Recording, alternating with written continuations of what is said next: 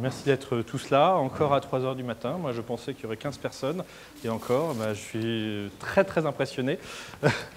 Donc, merci beaucoup. Oui, le rayonnement cosmologique fossile. En fait, la question que je voudrais poser pour commencer, c'est est-ce qu'on peut voir le Big Bang?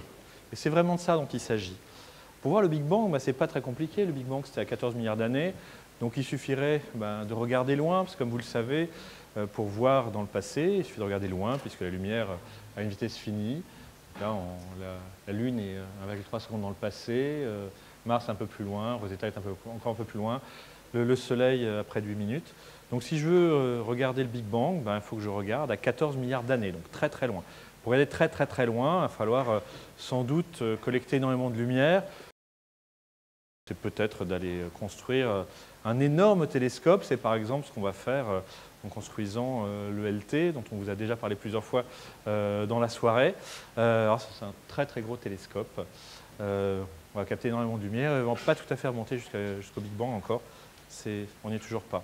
Peut-être un autre moyen en fait, parce que comme l'univers est en expansion, si on veut capter cette lumière du Big Bang et voir le Big Bang, non seulement il va falloir qu'on regarde très très loin, mais il faut peut-être aussi regarder là où il faut.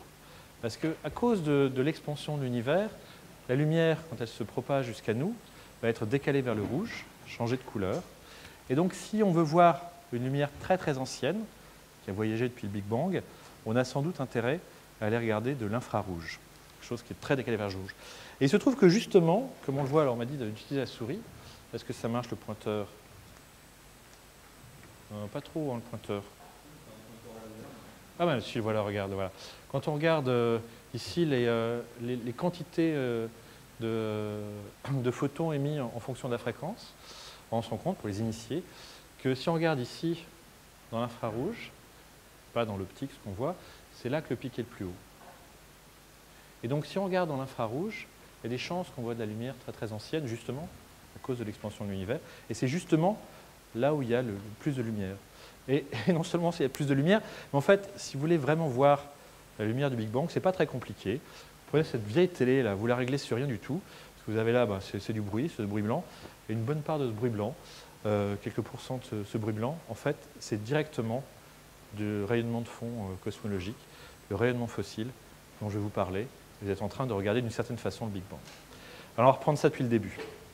Donc, le Big Bang, c'est cette époque où l'univers, il y a 14 milliards d'années, était extrêmement dense, extrêmement chaud. On l'a prédit, enfin, c'est ces gens-là qui ont prédit, Einstein, Lemaitre, Gamow, Friedman. Il a fallu le travail de tous ces gens-là pour prédire cette époque-là. Comme l'univers est, on le voit en expansion aujourd'hui, quand on met à l'envers, nécessairement, il faut qu'il soit très dense, très chaud avant. Et donc, après cette époque où il était très très dense et très très chaud, qu'est-ce qui s'est passé? L'univers a subi une expansion extrêmement rapide, une expansion accélérée qu'on appelle la période de l'inflation, et dont Francis vous reparlera sans doute encore sur la théorie de l'univers primordial. Et c'est aussi pendant cette période qu'il va se passer beaucoup de choses, et en particulier que les fluctuations primordiales vont s'inscrire dans l'univers, et c'est ça qui va nous donner tous les objets qu'on voit aujourd'hui, les amas, les galaxies, etc. Donc là, l'univers est très très dense et très très chaud, et ce sont les tout premiers instants. C'est aussi le moment où les premiers noyaux atomiques se créent, etc., etc. Et cet univers, en fait, il est tellement dense et tellement chaud que c'est un plasma de protons et d'électrons, avec des photons qui naviguent entre eux. Et c'est un plasma qui est complètement opaque. La lumière y est piégée dedans. Ce qui se passe vraiment, en fait, c'est que constamment des protons et des électrons se rencontrent, forment des noyaux d'hydrogène neutres, ils émettent un photon, puis ce photon, il ne se balade pas très loin parce que tout de suite, il va tomber sur un noyau d'hydrogène nouvellement créé, puis il va de nouveau le ioniser en un proton et un électron. Donc notre lumière, c'est une grosse mélasse avec nos protons et nos électrons, et la lumière, elle ne sort pas. Elle ne sort pas, elle ne sort pas, elle ne sort pas. Mais l'univers continue à son expansion, donc il s'étend, il s'étend, il s'étend, il y a toujours ce plasma, ces photons qui sont piégés. Puis au fur et à mesure où il s'étend, eh bien, encore une fois, eh bien, il va se refroidir et les photons sont décalés vers le rouge. Les photons sont de moins en moins énergétiques. Et comme ils sont de moins en moins énergétiques, ils auront de plus en plus de mal à rayoniser les atomes d'hydrogène neutres nouvellement créés. À tel point qu'arrive un moment où les photons ne sont plus assez énergétiques pour ioniser les noyaux d'hydrogène. Et alors là, ce qui va se passer, libéré, l'univers brusquement va devenir transparent. Et c'est à ce moment-là où va être émis le rayonnement fossile, le rayonnement de fond cosmologique, 380 000 ans après le Big Bang, lorsque la température de l'univers est à peu près 3000 Kelvin. Et bien là, maintenant, l'univers est assez froid, 3000 Kelvin, c'est encore chaud, mais pas très chaud quand même, pour que les photons soient libérés. Ils se libèrent, ils partent dans toutes les directions. C'est-à-dire que ici, là où je suis, d'électrons, un plasma de protons et d'électrons, puis se recombinent et les photons partent dans toutes les directions, et par là-bas aussi, dans toutes les directions. Et c'est ce rayonnement qui est vraiment le fossile du Big Bang qu'on observe et qui est émis 380 000 ans après le Big Bang. Et avant ça, l'univers était opaque et je n'ai pas de moyen d'observer le Big Bang avec des neutrinos, avec des ondes gravitationnelles primordiales. Mais si je veux voir le Big Bang avec des photons, je n'ai pas le choix, c'est ce rayonnement fossile. Alors qu'est-ce qui se passe après? Bien, ce rayonnement fossile, il va se propager dans l'univers. L'univers est assez un peu ennuyeux en fait, parce que maintenant, quand tous nos protons et nos électrons sont ensemble, ils sont bien contents.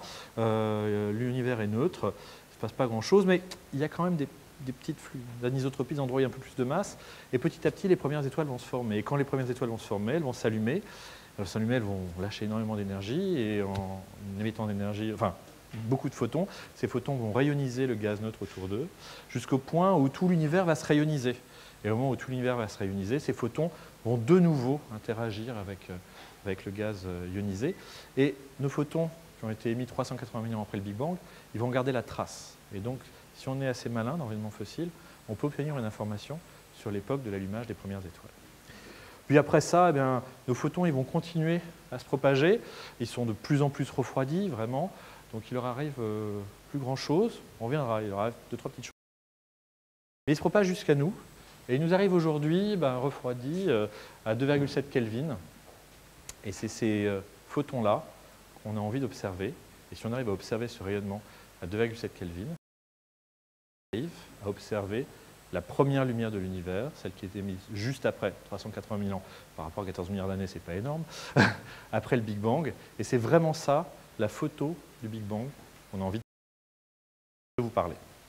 Donc il s'agit donc de ce rayonnement qu'on appelle le rayonnement fossile, puisque c'est un fossile de l'univers de ses premiers âges, qu'on nomme aussi le rayonnement de fond cosmologique, c'est vraiment dans le fond, il nous baigne de partout, il est d'origine cosmologique, qu'on appelle aussi le fond cosmologique micro-ondes.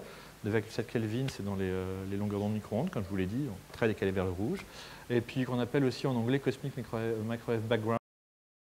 J'ai bien peur que de temps en temps, je dise CMB au lieu de rayonnement fossile. J'en suis désolé. Alors qu'est-ce qu'on voit quand on regarde cette photo du Big Bang? Ce qu'on voit, en fait, c'est ce moment où l'univers devient transparent. Vous voyez là-haut? Est-ce que ma souris veut revenir? Peut-être. Tant pis. Cette image-là, en fait, elle est la flèche du passé vers le haut. Donc là-haut, c'est le passé, maintenant c'est aujourd'hui. Dans le plasma, l'univers est opaque, puis au fur et à mesure, il devient transparent. Donc ce qu'on voit, ce n'est pas ce qui se passe avant. Tout ce qu'on peut voir, c'est la surface, le moment où l'univers devient transparent. Et c'est quelque chose qu'on connaît déjà, en fait. Vous le connaissez, vous le voyez tous les jours. Le Soleil, c'est exactement ça. Le Soleil, on ne voit que la surface du Soleil. À l'intérieur, c'est un plasma, on ne peut pas voir l'intérieur. Les photons sont prisonniers dedans. Mais ce qu'on voit, c'est la surface du Soleil. Et quand on regarde la surface du Soleil, on essaie d'utiliser ces informations-là pour en déduire ce qui se passe à l'intérieur. Et c'est exactement ce qu'on fait avec le rayonnement fossile. En observant ce rayonnement fossile, la surface où le plasma est devenu transparent, eh bien on essaye d'inférer en regardant cette surface ce qui se passe dedans, donc ce qui se passe jusqu'au Big Bang. Alors je vais vous montrer plusieurs images de ce rayonnement de fond cosmologique, et je vais vous les montrer d'une façon assez particulière. Je vais vous les montrer en mettant le ciel à plat, donc vous avez l'habitude, le ciel tout autour de nous. Évidemment c'est une sphère, donc si je veux le mettre à plat, il faut que je fasse une projection. La projection que je vais utiliser, c'est cette projection ovale, la projection Molvade, qui a le bon goût de ne pas trop déformer. Elle va déformer quand même, mais de ne pas trop déformer. C'est celle qu'on utilise en général pour le rayonnement de fond cosmologique. Alors je vais vous montrer la première image du Big Bang. Attention. Là voilà. C'est extrêmement ennuyeux. Voilà. Il n'y a rien à voir. Il n'y a rien à voir. Oui, c'est à 2,7 directions. C'est presque le même dans toutes les directions. C'est d'ailleurs assez impressionnant. Imaginez que le rayonnement de fond cosmologique a été émis finalement en même temps dans toutes les directions.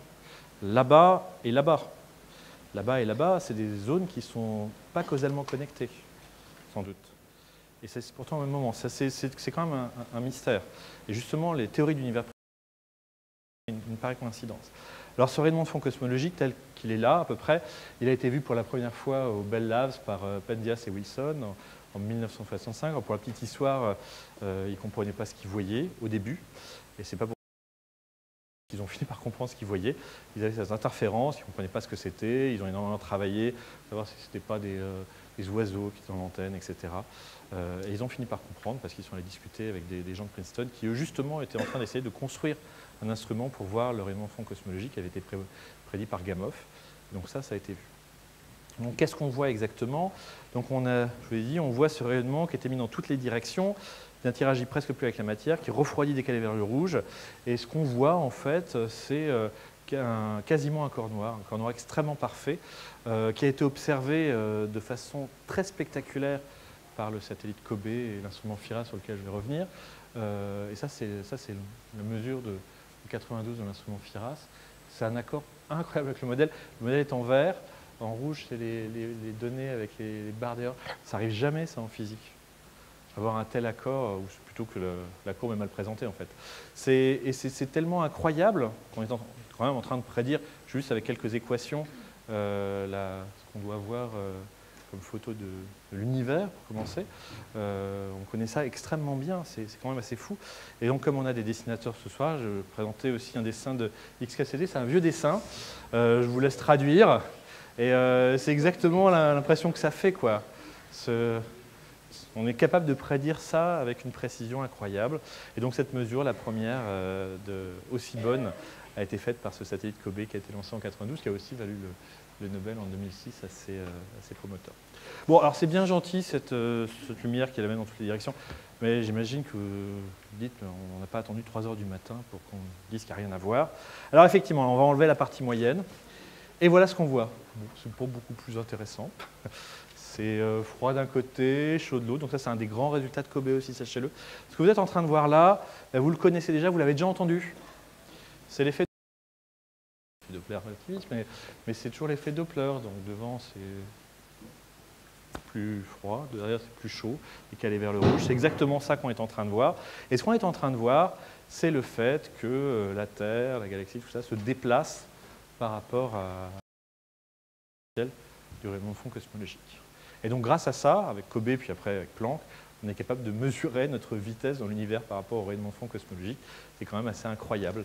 Il y a un référentiel privilégié, celui du rayonnement de fond cosmologique. Donc ça, c'est un autre des grands résultats du satellite.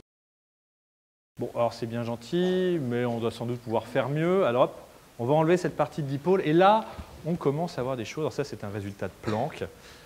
Et on voit des trucs bizarres avec des zones chaudes et des zones froides. Et si vous regardez l'unité là-haut, tout à l'heure on est parti avec mon ovale tout vert à 2,7 Kelvin. Là, on est 10 000 fois plus petit. Et quand on commence à être 10 000 fois plus petit, on commence à voir ces détails. Et ces détails, en fait, sont de toutes petites qui sont la signature des inhomogénéités primordiales. Alors je vous ai dit jusqu'à présent qu'il y avait un plasma, machin, tout homogène, etc. Et je vous ai laissé entendre qu'il y avait peut-être des petites inhomogénéités qui étaient créées au tout début, dans une période dite d'inflation, et que c'est extrêmement important pour les objets d'aujourd'hui. Ben oui, en fait, il y a des grumeaux dans cette soupe cosmique, des tout petits grumeaux, tout petits, et quand on les laisse évoluer sous l'effet de la gravité, alors on a là-haut cette simulation, enfin cet extrait de la simulation horizon Agène qui a été faite par l'IAP, où on voit petit à petit les grandes structures de l'univers qui se forment à partir de ces tout petits grumeaux primordiaux. Et là, on va l'avoir zoomé, on va voir les galaxies, etc. Et donc, ce sont ces toutes petites fluctuations inhomogénéités primordiales qui vont expliquer ceci. Eh bien, si on fait une photo de ces inhomogénéités primordiales à l'époque de la combinaison, 380 000 ans après le Big Bang, eh bien, on voit ça. Donc, en fait, ces anisotropies de température, ces toutes petites, infimes des froides, eh bien, c'est l'état des grandes structures de l'univers dont vous a parlé Sandrine au tout début de cette soirée, 380 000 ans après le Big Bang, avant qu'elles évoluent sous l'effet de la gravité pour créer les grandes structures qu'on voit aujourd'hui. Et ça aussi, c'est quelque chose qui a été vu la première fois ici par Kobe, mais alors ça a été vu au on n'avait pas une telle résolution. Ça a été vu beaucoup mieux après, alors par beaucoup d'autres expériences, mais je vais juste citer quelques-unes qui sont assez importantes, et en particulier cette expérience Boomerang, qui était un ballon qui a fait l'observation du premier pic, qui a vu vraiment ces petites inhomogénéités avec la bonne résolution, et qu'ils a vu aux alentours de 1 degré. Et ça, c'est extrêmement important parce que, en fait, quand on regarde ces anisotropies, on peut les décomposer entre des choses à des échelles assez grandes, au-dessus du degré, qui correspondent à tout ce qui n'était pas causalement connecté à l'époque de leur combinaison. C'est 380 000 ans après le Big Bang. Hein. Donc si on veut que deux zones soient causalement connectées, il faut que la lumière ait eu le temps de faire... c'est la distance que la lumière a pu faire pendant ces 380 000 ans. Tout ce qui est plus loin que ça, ce n'est pas causalement connecté. Donc si on voit des inhomogénéités à des échelles plus cohérentes, à des échelles plus grandes, c'est que quelque chose a créé ces inhomogénéités primordiales avant. Et ça, c'est encore un mystère qui explique la cosmologie primordiale. Donc tout ce qui est plus grand que ça, là-haut, au-dessus de ma ligne rouge, là, ça, c'est vraiment le signe d'une homogénéité primordiale, qui est beaucoup plus grande que pendant l'inflation. Et puis après, une fois qu'on est dans la zone causalement connectée, ce qu'on voit, en fait, c'est nos photons qui vont tomber dans les potentiels gravitationnels, puis rebondir, puis retomber, puis rebondir, et qui font ces oscillations, donc les petites zones bleues et rouges, l'oscillation qu'on voit là sur cette courbe, sur laquelle je vais revenir plus tard, et qui nous apporte énormément d'informations. Et ce que Boomerang a vu pour la première fois, eh bien, c'est ce premier pic-là qui, quand on est assez malin, nous permet de mesurer la géométrie de l'univers. Parce qu'avec ça, on est capable de mesurer la taille de l'univers causalement connecté à l'époque de la recombinaison. Comme on sait le décalage vers le rouge, comme on sait toute l'information, on peut construire un beau triangle et mesurer si l'univers est plat, hyperbolique ou parabolique, et l'univers est plat. Alors comment je peux faire tout ça en fait? Je peux faire tout ça parce que j'ai une théorie qui est extrêmement puissante, et cette théorie qui est extrêmement puissante me permet de prédire la forme de ces anisotropies de température. Alors ce qu'elle me prédit en fait, c'est pas du tout que dans cette direction, avoir une zone qui est un peu plus chaude, dans cette direction, j'aurai une zone un peu plus froide. Non, ça on est incapable de le prédire. Ce qu'on peut prédire par contre, et ce qu'on sait calculer en fonction du modèle d'univers primordial, ce sont les propriétés statistiques de cette image. Et ces propriétés statistiques sont encodées dans la courbe qui est ici, qu'on appelle un spectre de puissance, qui me disent en gros la taille des zones bleues et rouges et comment elles se comportent et comment elles sont réparties sur la sphère. Et c'est ça qu'on cherche à mesurer. Et par exemple, ce qu'on mesure ainsi, c'est ce spectre de puissance des anisotropies de température, ça c'est la mesure de Planck, ici, et qu'on peut le comparer avec la théorie, comme vous le voyez ici, et la chose qui est incroyable, qui est le pendant de la première, c'est qu'un modèle d'univers à seulement 6 paramètres qu'on mesure est capable de prédire fantastiquement toute cette courbe. Et encore une fois, si vous avez vu les barres d'erreur, c'est des choses qu'on a rarement en physique d'avoir un accord aussi bon que ça. Alors tout ça, on l'a obtenu d'abord grâce au satellite WMAP, un satellite américain, qui nous a appris sur une bonne part de ces anisotropies de température, et puis surtout grâce au satellite Planck, dont je vais plus vous parler maintenant, qui lui a fait essentiellement l'observation définitive des anisotropies de température du rayonnement de fond cosmologique et de cette courbe, cette propriété statistique, le spectre de puissance des anisotropies de température qui excite tant les cosmologues.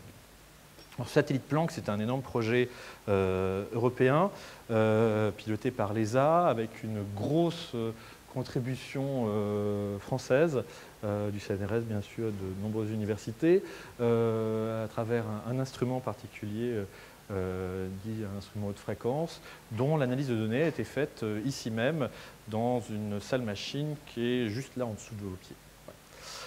Donc ce satellite Planck, où il y en a une maquette dans la salle des séminaires, vous êtes peut-être passé, et aussi à côté des instruments d'Euclide.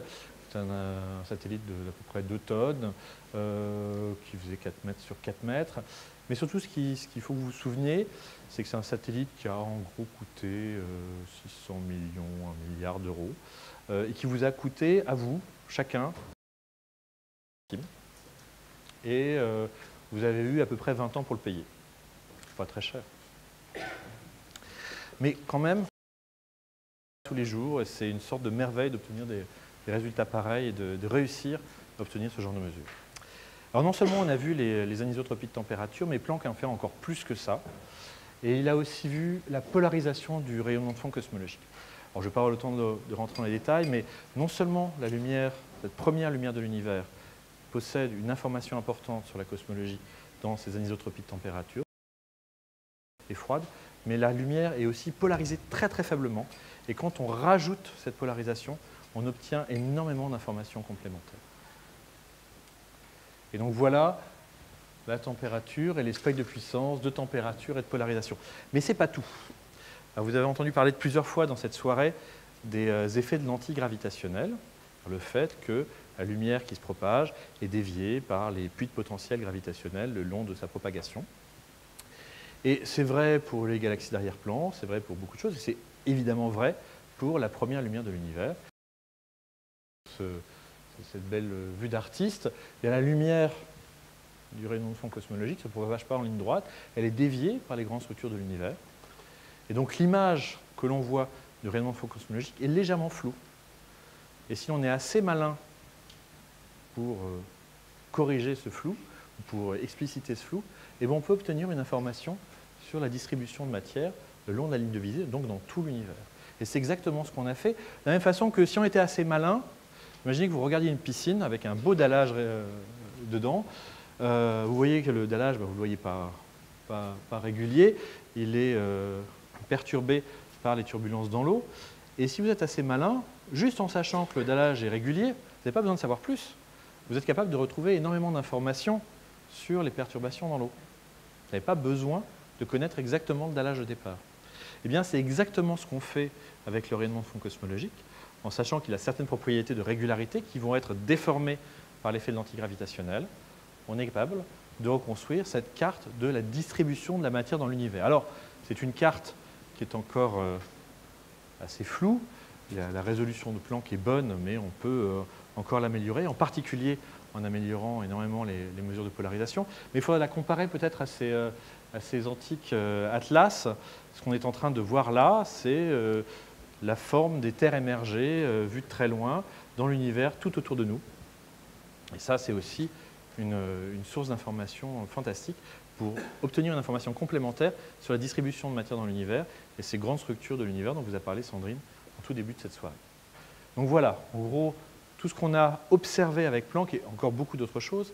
Mais en gros, ce qu'on a vu, c'est la carte définitive des anisotropies de température, une information complémentaire sur la polarisation de ce rayonnement de fond cosmologique. Puis on a reconstruit pour la première fois la carte de la distribution de matière aux grandes échelles dans tout l'univers. Et quand on combine toutes ces informations, eh bien on peut apprendre sur le Big Bang et sur le contenu de l'univers. Alors je ne vais pas passer sur toutes les choses qu'on a apprises, mais une des choses qui est assez intéressante, c'est que non seulement on est capable, vous voyez sur la ligne du bas ici, de mesurer le contenu de l'univers aujourd'hui, et on voit que cet univers aujourd'hui, il est fait de 4,9%, en gros 5% ordinaire, la matière dont nous sommes faits, dont les étoiles sont faites, dont les galaxies et le gaz est fait, de 26%, 27% de matière noire, cette matière dont on vous a parlé plusieurs fois dans la soirée, une matière qui n'interagit que gravitationnellement avec la matière baryonique, dont sont faits justement les galaxies, qui expliquent la courbe de rotation des galaxies, dont sont faites les grandes structures de l'univers, et qui dominent. Puis, il nous faut encore 70%, quasiment 70% d'énergie noire, dont Pauline vous a parlé juste avant. Et non seulement on est capable de mesurer ça aujourd'hui, mais on sait, grâce au modèle qu'on reconstruit, savoir comment se comportaient ces différentes espèces dans le passé, et bien sûr, évidemment, aussi dans le futur.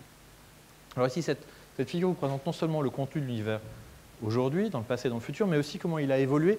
Et je voudrais revenir là-dessus pour vous donner une idée de combien le domaine a évolué sur les 20 dernières années. Donc ici, je vous présente juste la quantité de matière sombre dans l'univers, et puis la quantité de matière ordinaire dans l'univers, de matière baryonique. Les barres d'erreur, c'est l'incertitude qu'on a. Et voilà comment l'incertitude a évolué depuis 1998, en gros, Boomerang, Kobe, etc., mis ensemble. Et c'est des immenses barres d'erreur. À ce qu'on obtient aujourd'hui avec la dernière distribution de données Planck, les derniers points rouges, quand on additionne les anisotropies de température, la polarisation l'effet de l'antigravitation. On ne voit même plus les barres d'erreur tellement le point est gros pour qu'on y voit quelque chose par rapport à ce qu'on avait avant. On a fait des progrès mais considérables sur les 20 dernières années, donc vous sentez bien qu'on va faire des progrès considérables sur les 20 prochaines années aussi. Je voudrais aussi vous parler de ces progrès sur un autre paramètre, le paramètre dit de Hubble, la constante de Hubble, qui mesure la vitesse d'expansion de l'univers aujourd'hui. Alors ça, c'est quelque chose qui commence à exciter beaucoup les astrophysiciens, parce que cette constante de Hubble, on peut en gros la mesurer de deux façons différentes. Soit on regarde, comme le faisait Hubble, les galaxies, et puis on les voit qui sont décalées vers le rouge, et plus elles sont loin, plus elles sont décalées vers le rouge, et donc on mesure le fait que l'univers est en train de s'étendre. Et donc si on fait ça avec ce qu'on appelle des chandelles standards, des objets dont on connaît parfaitement les propriétés, ou dont on pense connaître parfaitement les propriétés, on est capable de construire, avec une grande précision, une estimation de cette constante de Hubble. C'est d'ailleurs pour ça qu'a été construit le satellite Hubble. En fait, c'est le projet principal de Hubble. Il continue à raffiner aujourd'hui. Donc ça, c'est une mesure directe de la constante de Hubble. Et puis, on a une autre façon de mesurer cette constante de Hubble. C'est justement en utilisant les données de Planck et en disant que Planck nous donne une information sur le contenu de l'univers, sur énormément de paramètres de l'univers. Et avec ça, on va contraindre le modèle d'univers, et si on contraint ce modèle d'univers, on peut en déduire ce que devrait alors la constante de Planck aujourd'hui. Alors la grande surprise qui est présentée sur ce plot du dessous, un peu moins lisible, vous voyez, la bande grise que vous avez là, en fait, c'est la mesure directe, et la petite ellipse bleue que vous voyez nettement en dessous, elle devrait être l'une sur l'autre si tout allait bien, hein. La petite ellipse bleue que vous voyez nettement en dessous, c'est la valeur qu'on obtient avec Planck, et à vrai dire, les ellipses vertes, les ellipses grises, les ellipses rouges que vous voyez sous l'ellipse bleue, ce sont d'autres mesures qui ne dépendent pas des données du rayonnement de fond cosmologique, qui utilisent aussi des données similaires sur la distribution des grandes structures dans l'univers à différentes époques. Donc c'est encore une mesure indirecte de la constante de Hubble. On reconstruit le modèle cosmologique complet. Eux aussi sont en accord avec la mesure de Planck et en désaccord avec la mesure directe. Et ce désaccord-là, alors les désaccords en physique, on en a souvent, ça arrive, c'est normal. Quelqu'un s'est trompé, le modèle n'est pas bon, et puis quand c'est pas encore trop loin, ça va. Et pas trop loin, ça se mesure comment? Ça se mesure en regardant la taille des barres d'erreur. Et en gros, le juge de paix, en général, commence à avoir des écarts où on est à peu près à 5 fois les barres d'erreur. Là, on est capable de calculer la probabilité que ceci survienne, et ça commence à être suffisamment faible pour qu'on se dise une coïncidence pareille, c'est peut-être qu'il y a quelque chose, peut-être qu'on s'est trompé dans le modèle, peut-être qu'on s'est trompé dans l'analyse de données. En tout cas, là, on est à peu près à 4 fois la distance de la plus grande barre d'erreur. Un peu plus même. Il y a de nouvelles données où la bande grise là est en train de se réduire doucement, doucement et ne bouge pas. Et pour l'instant, la partie bleue reste là, elle se réduit un peu et ne bouge pas. Et on commence vraiment à sentir une tension qui est soit inconfortable, soit extrêmement excitante, parce qu'elle veut dire qu'il y a peu de... Et donc, très franchement, c'est quelque chose à suivre dans les 20 prochaines années. On a aussi fait plein de choses, en particulier, ce plot est incompréhensible, évidemment. Ceci, c'est une contrainte, donc c'est un plot très technique, je ne vais pas l'expliquer du tout, mais ce qu'il faut retenir dans ces plots-là, c'est qu'on est en train vraiment d'explorer les modèles d'univers primordial. Et on les explore énormément, énormément. Et les paramètres qu'on a ici, en fait, c'est entre les propriétés statistiques des fluctuations primordiales, celles qui sont créées au moment de l'inflation, dans l'univers primordial, ça c'est en bas, primordial tilt. Et puis, en ordonnée, on a en fait l'amplitude des ondes gravitationnelles primordiales. Alors oui, il y a des ondes gravitationnelles primordiales qui sont créées pendant l'époque d'inflation. Suivant les modèles d'inflation, eh bien, cette amplitude diffère.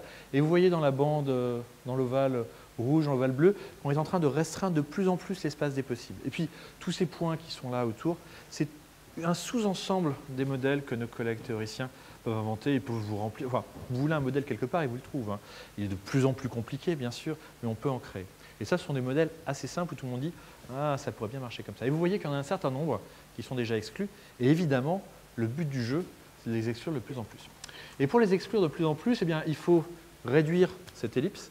Et comment réduire cette ellipse? Soit on réduit dans cette direction-là, et ça va encore être haut. Et donc, on a envie de mesurer ces ondes gravitationnelles primordiales, parce que pour l'instant, on ne les a absolument pas mesurées. On a juste une contrainte supérieure. Il ne peut pas y en avoir plus que ce qu'on voit aujourd'hui. Et donc, l'enjeu du futur, c'est de mesurer ces ondes gravitationnelles primordiales. Il y a eu déjà, il y a quelques années, des gens qui ont prétendu les avoir mesurées.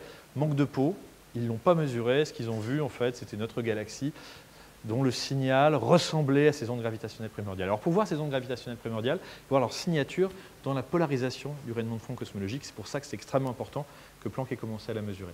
Alors, ce que Planck a mesuré, encore une fois, ce sont ces figures de spectre de puissance. Ce que Planck a mesuré, c'est la ligne noire là-haut, les anisotropies de température.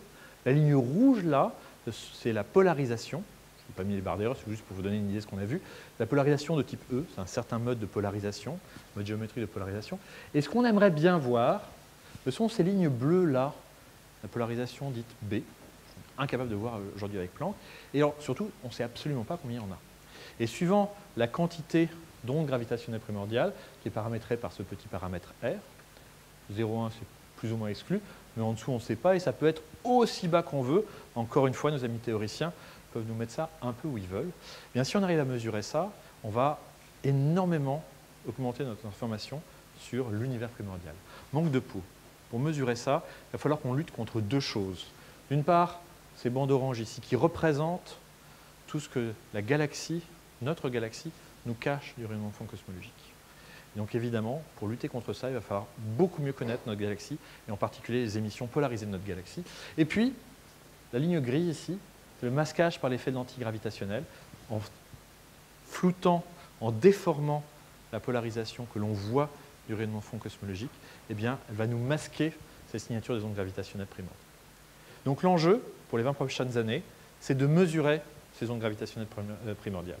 Et pour ça, il va falloir énormément évoluer, énormément améliorer nos caméras. Alors ici, c'est une figure, encore une fois, une figure un peu technique, mais qui essaye de faire notre feuille de route pour le futur.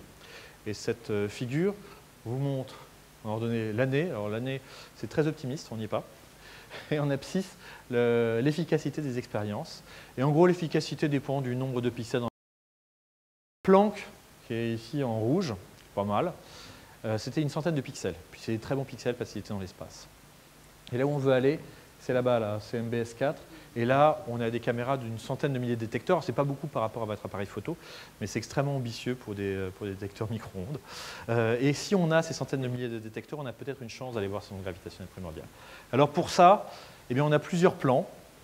Le premier, c'est un observatoire au sol géant qui est construit avec deux observatoires, un dans l'Atacama, le Simons Observatory, qui est en train d'être construit, qui existe déjà en partie, mais qui est en train d'être construit, et l'autre, c'est au pôle sud, South Pole Observatory, où il y a déjà des expériences qui ont déjà eu des informations très intéressantes. Et vous voyez le genre de choses qu'on va construire, ces télescopes géants, on va en faire plusieurs, 5 ou 6 comme ça, qui font 6 mètres de diamètre, avec des caméras, vous voyez la taille de la caméra par rapport à un homme, et en gros, chacune de ces caméras-là, immenses, va contenir quelques centaines de milliers de détecteurs. Alors ça va bien marcher parce qu'on va avoir une très très bonne résolution. On va couvrir presque tout le ciel en mettant des télescopes un peu partout. Mais à cause de l'atmosphère, on ne va pas bien voir la galaxie et donc on va avoir du mal à la nettoyer. L'autre solution, bien sûr, c'est d'aller dans l'espace. Mais alors l'espace, ça va être très très cher de mettre des centaines de milliers de détecteurs dans l'espace. Heureusement, on a besoin de moins parce que l'espace est beaucoup plus propre. Et voilà un projet fantastique, un projet japonais de satellite dédié qui s'appelle Lightbird, qui vient juste d'être sélectionné par la NASA, la JAXA, l'agence spatiale japonaise, avec une possible forte contribution de la France, est en train d'être discuté. Et celui-ci, eh bien, il va être très énormément de fréquences différentes, il n'aura pas le problème de l'atmosphère, il va très bien voir la galaxie, il va très bien pouvoir la nettoyer. Mais alors, par contre, pour rester dans les coûts, le télescope va être petit et donc on ne va pas bien voir l'effet de l'antigravitationnel. Et du coup, il faudra vraiment travailler avec un pied au sol, avec ces observatoires géants, un pied en l'air pour essayer d'obtenir notre but. Et je finis avec ce dernier transparent pour vous donner ma prospective à 20 ans. Je pense que dans 20 ans, il y a de fortes chances qu'on ait une très bonne information sur est-ce qu'il y a vraiment une surprise dans cette tension sur la constante de Hubble ou est-ce que quelqu'un s'est trompé. Moi, je ne pense pas. Peut-être une surprise. Et ça, c'est vraiment excitant. Enfin, on verra. Dans 20 ans, je vais avoir l'air bête. Et puis, l'autre question, c'est est-ce que les futurs observatoires sol et espace pour mesurer la signature des ondes gravitationnelles primordiales? Et là, franchement, j'en ai aucune idée parce qu'elle peut être là où on veut. Mais il y a beaucoup de gens qui parient dur comme fer qui vont y arriver. L'information cosmologique qui est dans le rayonnement de fond cosmologique. Je vous ai parlé des cartes, mais en fait, on pourrait revenir à la première courbe que je vous ai montrée, la loi de Planck. Et surtout, il y a des très faibles déviations à la loi de Planck. Celles de déviation à la loi de Planck ont des origines astrophysiques, c'est très intéressant, mais aussi des origines cosmologiques. Alors ça va être vraiment compliqué à mesurer, mais il y a de vraiment sérieux des projets de satellites qui ne sont pas encore sélectionnés. Et ça, peut-être plutôt dans 30 ans, on a des chances de commencer à les voir. Et je vais m'arrêter ici. Je vous remercie. Merci beaucoup.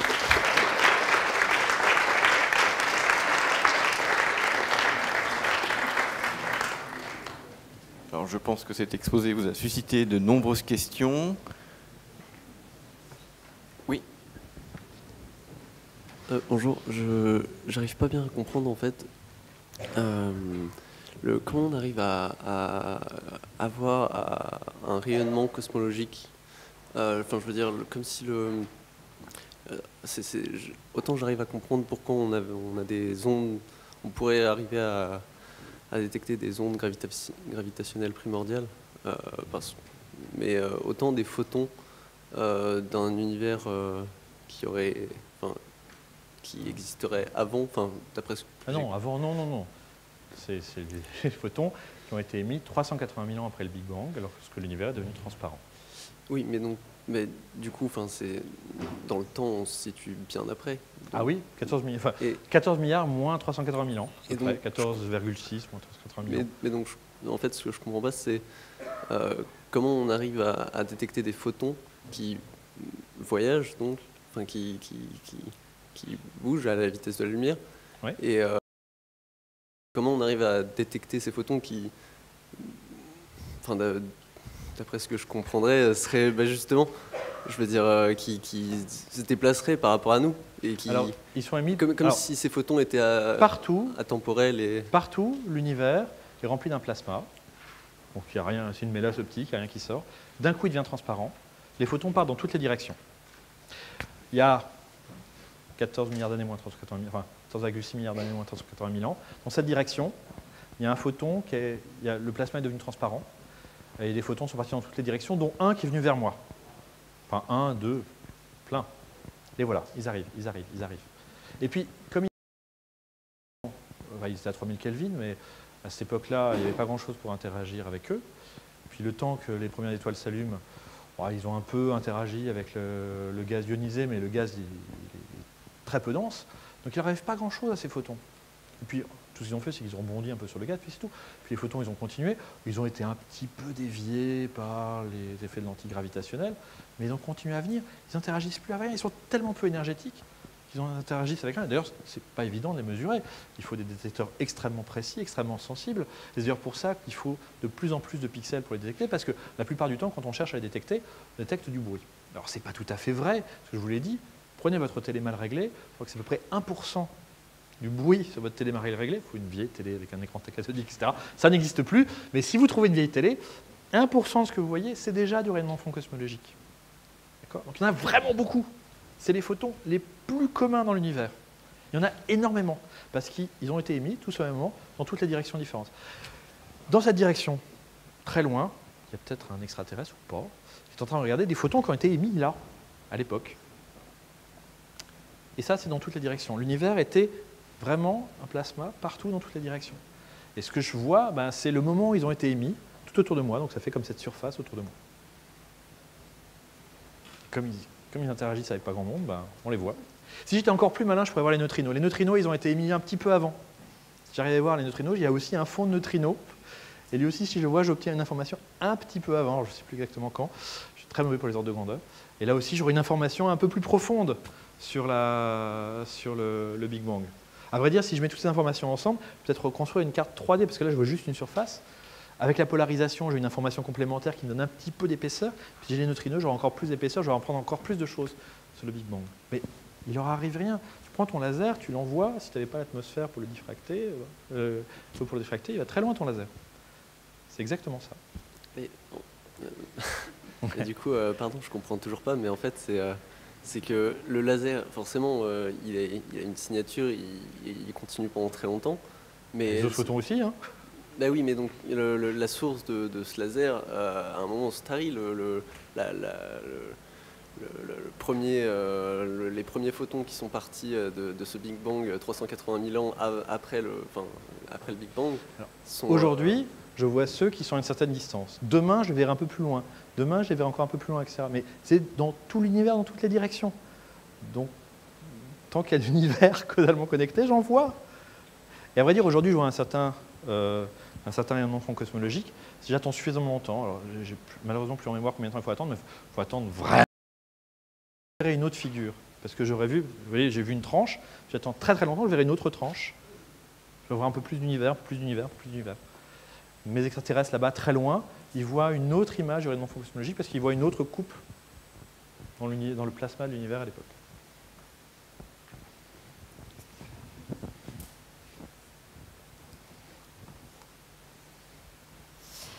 Vous avez parlé donc pas mal de fois de l'effet lentille gravitationnelle.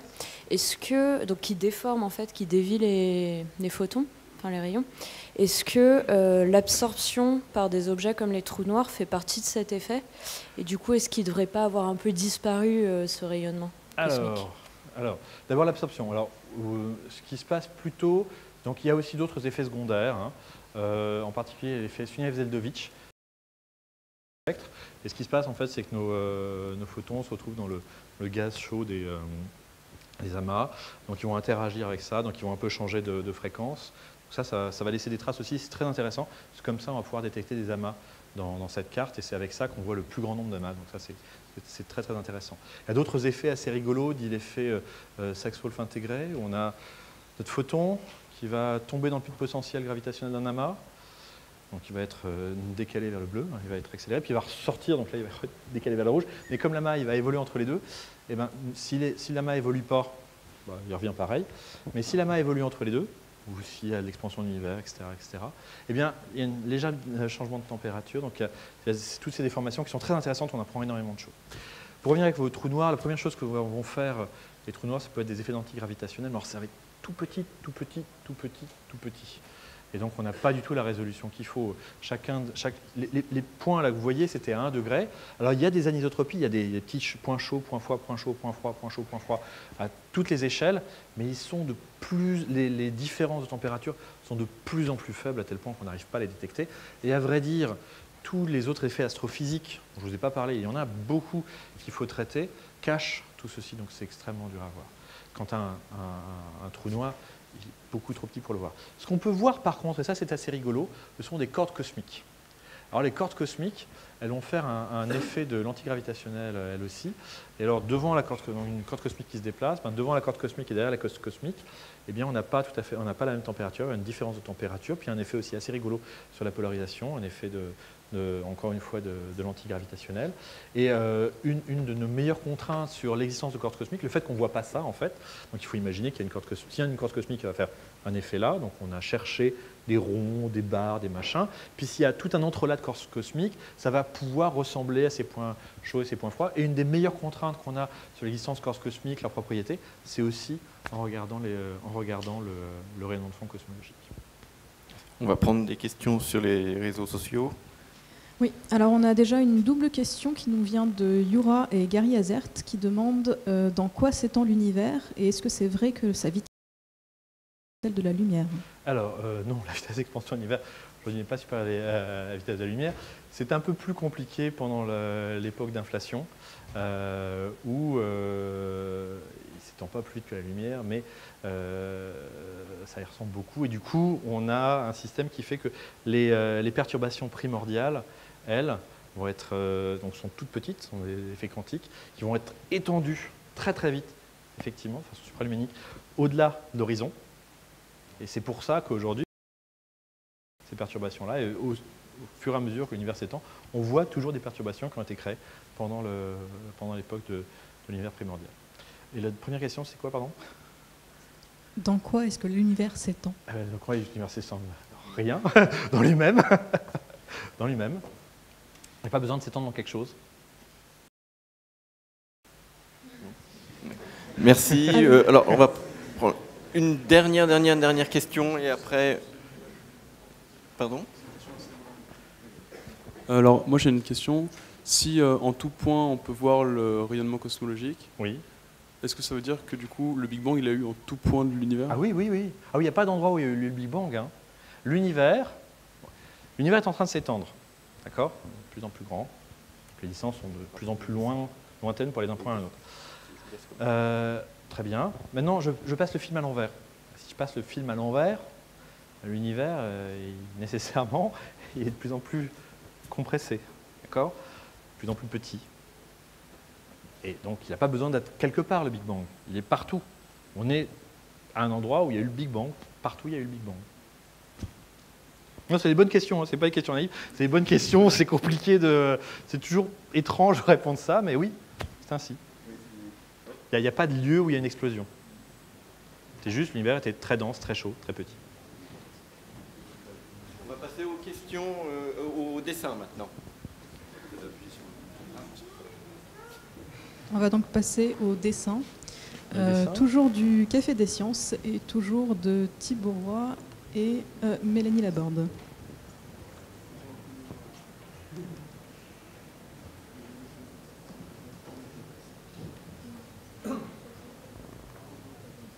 Ils sont où les dessins?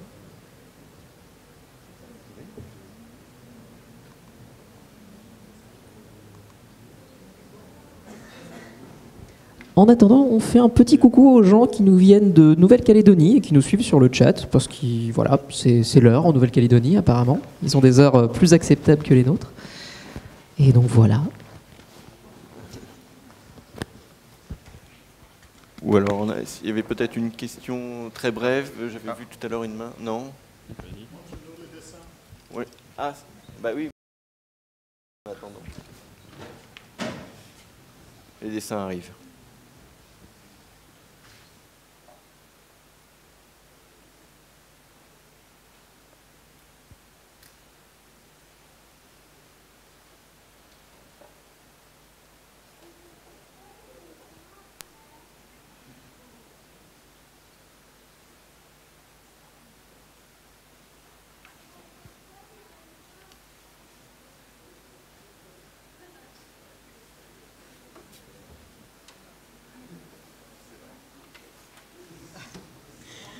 Alors, nous avons donc ma mamie, 92 ans, qui dit « Le rayonnement fossile, c'est moi ».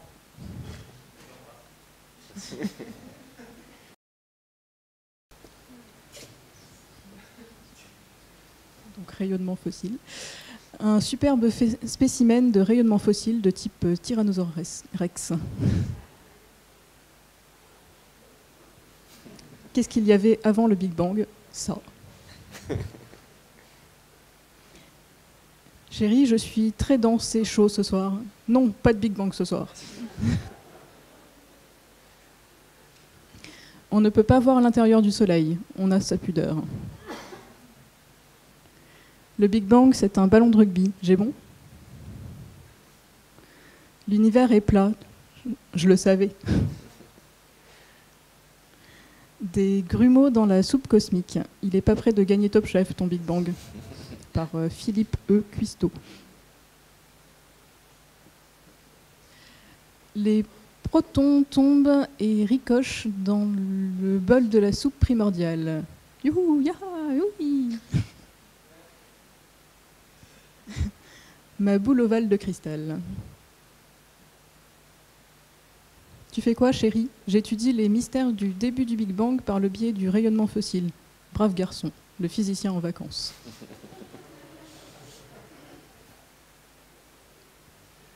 Jean-Michel Dieu vous explique le Big Bang. J'ai dit Fiat Lux et paf, c'était fait. Vous pouvez aller vous coucher. Chérie, je te propose une expérience scientifique de premier ordre. Viens mesurer mon onde gravitationnelle primordiale. Non, merci. Pour détecter les ondes gravitationnelles primordiales, un pied sur Terre et un pied dans le ciel. Des télescopes de plus en plus énormes. Eh oh, ça va peut-être aller?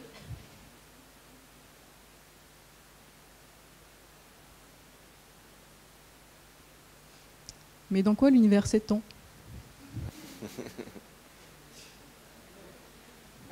Voilà. Et voilà pour les dessins. Je vous remercie. On applaudit encore.